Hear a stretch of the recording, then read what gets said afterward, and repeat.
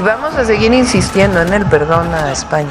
¡Que no quede ni uno vivo! ¡Exterminar a esta bestia! Que se reconozcan los agravios. España y otras potencias europeas cometieron un enorme saqueo y un genocidio. Hacer una indemnización histórica a los pueblos indígenas. Distorsionar la historia con una historia mal contada genera todo eso que tenemos. Tú colocas el foco, todo él, en un punto, oscureces todo lo demás. Patético y lo que usted quiera, pero es de una eficacia extraordinaria. La invasión española en tierras americanas, en esencia, fue un gran saqueo. El genocidio de nuestros pueblos, el saqueo, el expolio. No se le debe llamar nunca colonización, porque no hicieron colonia. Que el famoso genocidio no existió, que en realidad la conquista de México no la hizo Hernán Cortés, sino que lo hicieron los indios. ¡Sí!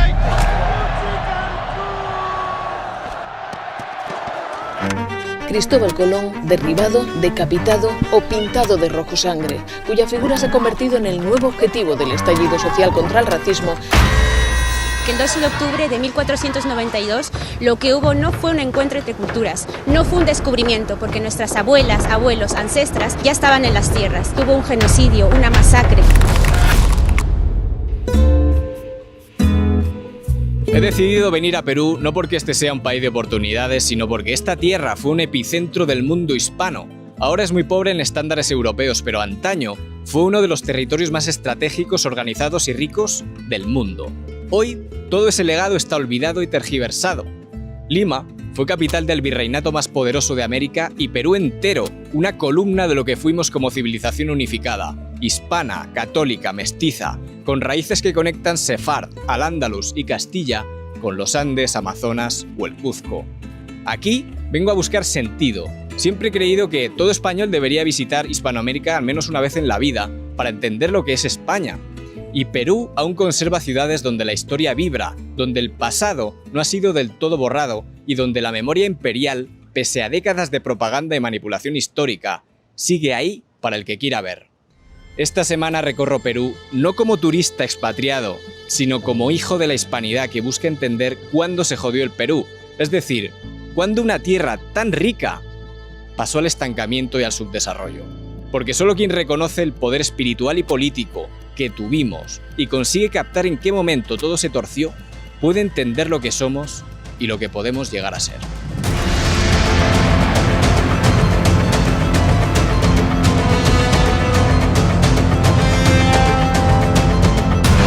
Aterrizo en Lima y lo primero que siento es un contraste enorme. Barrios bonitos de clase media junto a otros realmente pobres y descuidados. Trabajadores que pelean por salir adelante, cruzándose con gente desocupada vagando por la calle. Pero no he venido a Perú para hacer turismo, ni porque piense que este es un país refugio de oportunidades, sino por algo más importante, entender por qué el mundo hispano, con idioma común, tanto talento y recursos, no termina de despegar como debería. Por eso vengo a buscar respuestas. ¿Quiénes son los verdaderos responsables del subdesarrollo actual? ¿Los españoles de hace 500 años? ¿El imperialismo? ¿Las élites locales? ¿O la incapacidad de crear instituciones fuertes? Hoy voy a visitar en Lima a un economista que asesoró o inspiró a líderes como Macron, Putin, George Bush, Mubarak o Gaddafi, y al que en China llamaron el abuelo intelectual de las reformas rurales. En Perú fue el cerebro económico de Fujimori, derribando de un golpe una inflación de más del 7000%. El grupo terrorista Sendero Luminoso lo convirtió en objetivo. Su coche fue ametrallado, su instituto bombardeado, y vivió bajo años de custodia militar, con salidas secretas en su propia casa.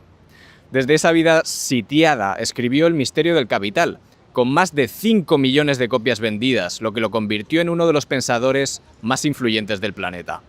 Incluso fue candidato a la presidencia del Perú hace muy poco, pero la gente votó a Pedro del Castillo, un comunista, hoy en la cárcel por corrupción y autogolpe de Estado. En Perú prefirieron votar a un delincuente que a un economista brillante, experto en sacar países de la pobreza. Y en España, casi nadie sabe quién es. Detalles que dicen mucho sobre cómo están las cosas. Hoy me abre las puertas de su propia casa para hablar de poder, pobreza, Hispanoamérica y capitalismo. Todo un privilegio, sabiendo que rara vez concede entrevistas. Vamos allá. Que crearon toda una civilización, pero ustedes los españoles nos han ignorado durante mucho tiempo, porque nos considerábamos parte del mundo hispánico. Y cuando visité España, alguien me habló de Sudaca.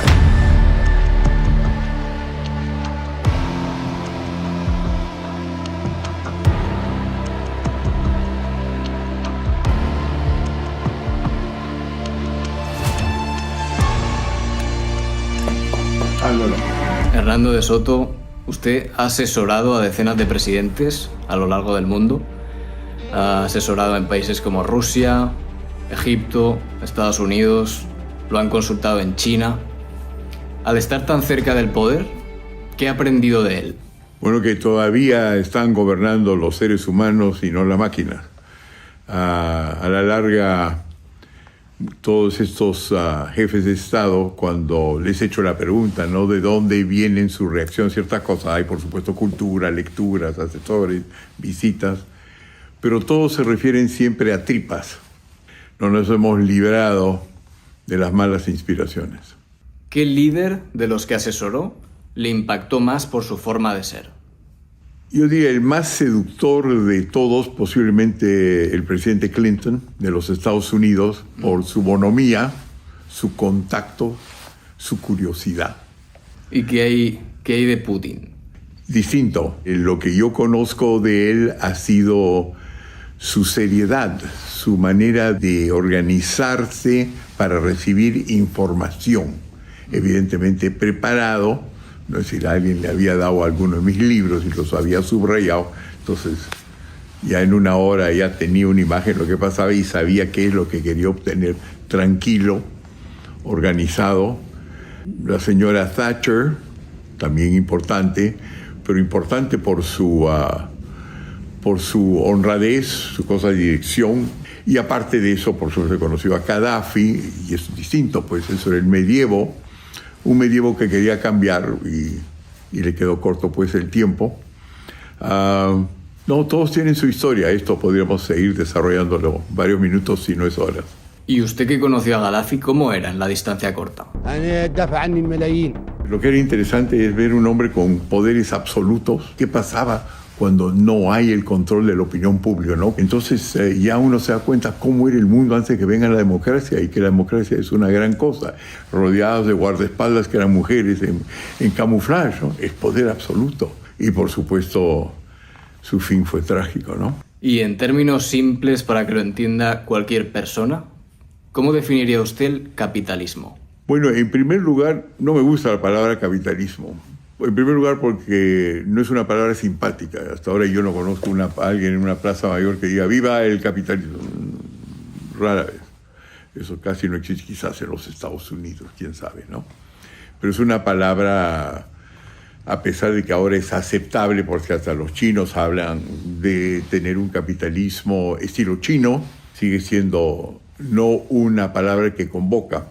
Segundo lugar, porque lo que nos está demostrando ahora el presidente de China, Xi Jinping, es de que hay que entender el capitalismo de una forma distinta que lo entendía Adam Smith, si es que uno quiere estar al día. Entonces la respuesta a todo eso es que sigue siendo, para mí, no una palabra que uno puede decir, este es un país capitalista. El mismo Estados Unidos en este momento está cambiando.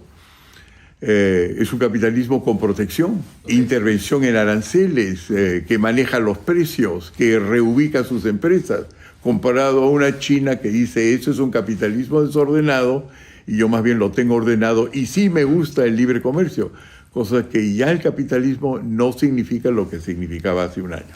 Usted habla de capitalismo para los pobres, pero ¿cómo se puede superar la pobreza sin caer en lo que tantas veces ha caído Latinoamérica o Hispanoamérica?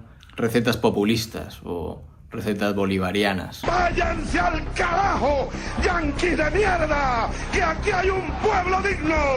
Eso es inaceptable. Yo he participado en la guerra contra el Sendero Luminoso, he participado en las guerras contra el comunismo y el populismo.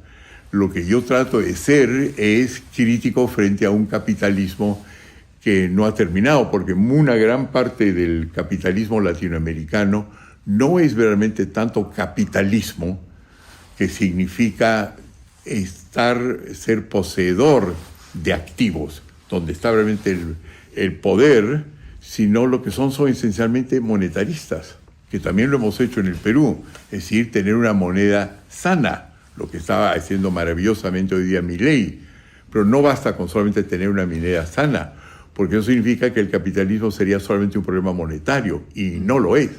Y lo dijo desde Adam Smith hasta todos los Bastiat y todos los grandes pensadores capitalistas, no hay que confundir dinero y estabilidad en el dinero con la formación de un capital asequible a todos. Proyectos como el Mercosur han demostrado ser un fracaso. ¿Por qué cree usted que no hay más cooperación entre países hispanos? ¿Por qué no hay más comercio cuando somos países culturalmente parecidos con el mismo idioma? Ni siquiera a nivel nacional estamos coordinados. Tenemos, por ejemplo, el caso del Perú, y que es de casi todos los países latinoamericanos, con un 70%, 80%, 60% de informalidad, llámese ilegalidad. Si no podemos hacerlo internamente, ¿cómo lo vamos a poder hacer transnacionalmente? Y dadas las enormes distancias, ¿no? Y uno llega de un lado del Perú al otro prácticamente el mismo tiempo que toma de ir de París hasta Moscú. Somos países enormes, escasamente poblados, y no hemos logrado absorber a la mayor parte de nuestro país. ¿Y usted cree que si se promovieran discursos más prohispanos, se acercaría más a nivel económico todo el cúmulo de países hispanos? Si es que España quiere ejercer ese liderazgo, sí, pero durante mucho tiempo España no ha querido ejercer ese liderazgo. Hay sencillamente una serie de españoles muy cultos que se están dando cuenta que crearon toda una civilización, pero ustedes los españoles nos han ignorado durante mucho tiempo. Y cuando surgieron la posibilidad de que haya una cosa hispana tipo Commonwealth, ¿no? Nos llamaron sudacas. ¿Pero sería positivo en su opinión? Yo creo que sí, claro que existe una civilización hispánica. Y nosotros estamos muy orgullosos de eso. Yo cuando fuimos exilados con mis padres, me acuerdo que lo que ocurría en las escuelas europeas y en Inglaterra, los otros muchachos nos tomaban el pelo porque una serie de barcos desordenados, pequeños, pero aguerridos, con gente con patas de palo y partes en los ojos y un loro en el hombro izquierdo, habían derrotado a la gran armada española. Y nosotros latinoamericanos salíamos a defenderlos porque nos considerábamos parte del mundo hispánico. Y cuando visité España, alguien me habló de Sudaca. Entonces, si uno quiere liderar, tiene que merecer ese desarrollo. Y creo que están en camino a ello. Cada vez América Latina se siente más integrada. Han tomado una enorme cantidad de peruanos y latinoamericanos, como nosotros siempre hemos tomado muchos españoles cuando han tenido sus épocas de crisis. Y cambiando un poco de tercio, ¿qué le parece Bitcoin? Lo que está ocurriendo con Bitcoin es que indica que a la larga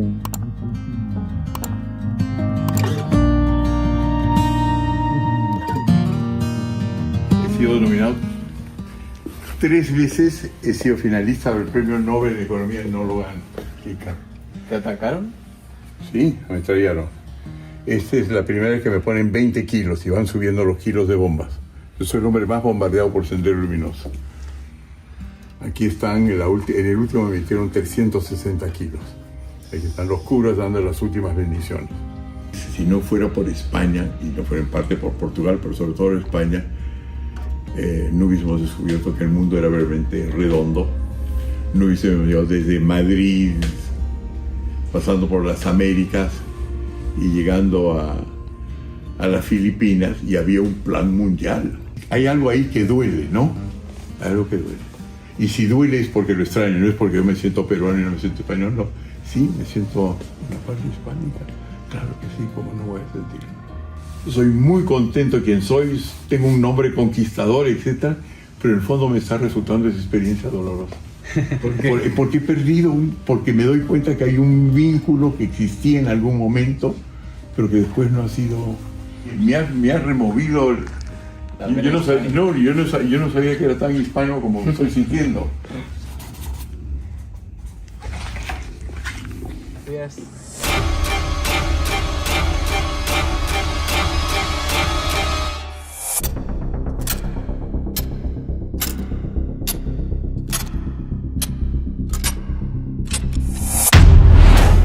El impacto de la invasión española en América fue devastador, mermando a la población indígena destruyendo su cultura y eliminando su estructura social. Entiendo a los nativos que estén resentidos por lo que pasó hace mucho tiempo, porque yo lo estaría si estuviera en su lugar, ¿no? Se llevaron todo el oro, millones de toneladas de oro. Estamos conociendo a Rafael Aita. Hola. Capitán Perú en redes, un conocido divulgador, profesor de universidad que se atreve a confrontar lo que generaciones enteras han aprendido como verdad absoluta.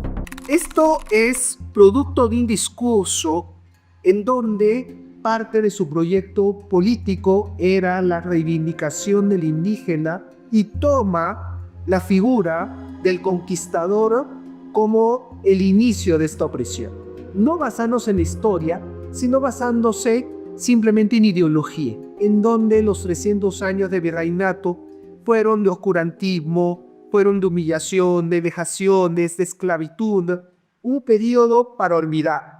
Cuando en realidad no se está tomando en cuenta que durante esta época el Perú fue un centro cultural, político, social, artístico, cantidad de iglesias, la cantidad de obras de arte, cuadros o incluso polifonías, cánticos, danzas, bailes que encontramos durante este periodo, más bien nos podrían hacer hablar de un siglo de oro peruano. Yo soy un fiel creyente que la hispanidad es la solución para muchos de nuestros problemas. La hispanidad es la solución y es el antídoto en contra del racismo. Históricamente, la hispanidad nos ha unido a todos los pueblos en nuestras distintas etnias y culturas. Hispanidad es colocar a Atahualpa y a Montezuma en el Palacio Real de Madrid. Hispanidad es que la tortilla española tenga como base la papa peruana y que el flamenco tenga el cajón peruano en su música, así como el Perú tiene la cebolla y el limón que nos trajo España en el ceviche y la uva en el pisco y también la guitarra en el huayno. Eso es hispanidad, esa integración que nos reconoce en nuestra localidad y al mismo tiempo nos hermana. Es la solución a las divisiones, al racismo, a la discriminación. El lema de la hispanidad era Utraque Unu, Ato somos uno.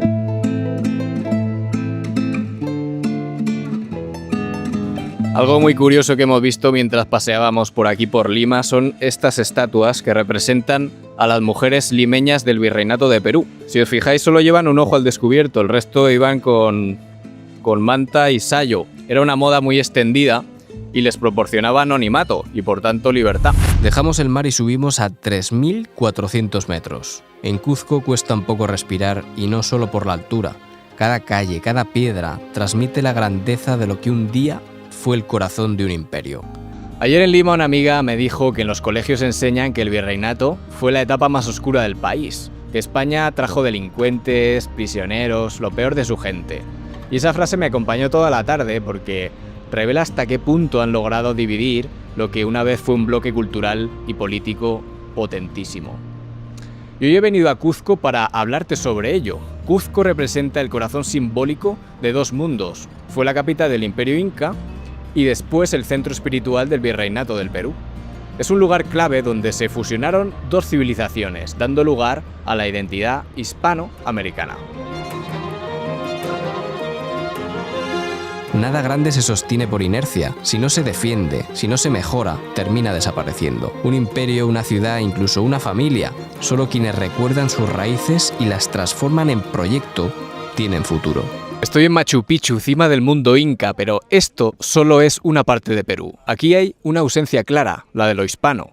Hoy muchos en Perú se identifican solo con lo indígena, como si lo español fuera algo que hay que ocultar o superar. Esa es la narrativa impuesta, que un mundo idealizado fue destruido por invasores malvados. Pero la verdad es otra. Lo hispano no borró lo que había antes. Como suele pasar en la historia, se fusionó y co-creó Perú, y lo proyectó al mundo, porque es así, Perú es lo que es por la mezcla entre lo español y lo inca. Y quizás ahí esté una de las raíces del estancamiento, porque cuando un pueblo se aleja de una parte esencial de sí mismo, cuando se autoengaña sin reconocerse por completo, corre el riesgo de perder también el rumbo. En 1780 ya no había pues inca, todos eran mestizos ya. Entonces en ese tiempo había un señor llamado José Gabriel Condorcanqui, Túpac Amaru II. Este señor pues se rebela en el año 1780 contra España. ¿Por qué razón se rebela? Justamente por los impuestos que ellos suben, porque ya había dinero en ese tiempo, ¿sí? Pero ¿qué pasa, no? Él se rebela y el pueblo lo apoya pues por la rebelión. Un año después fue ejecutado en Cusco, justamente por su rebelión. Pero ¿cómo lo ejecutaron, por ejemplo, a Túpac Amaru II? Con 4 caballos. Amarrado con 4 caballos y hicieron esa fiesta pues en la plaza principal. Algo curioso que me ha llamado la atención mientras pasaba al lado de un guía es que comentaba que si los españoles hubieran descubierto todo esto, lo hubieran arrasado.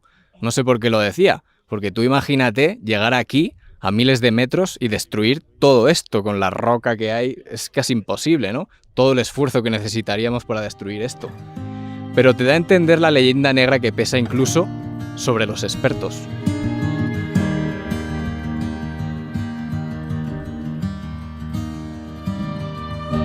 Nosotros los pueblos hispanos fuimos el corazón de la empresa más grande de la historia.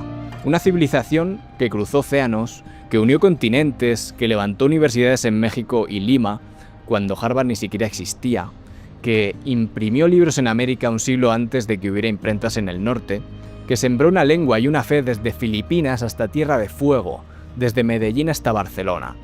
Durante 300 años, que se dice pronto, fuimos un mismo cuerpo político, una misma comunidad histórica.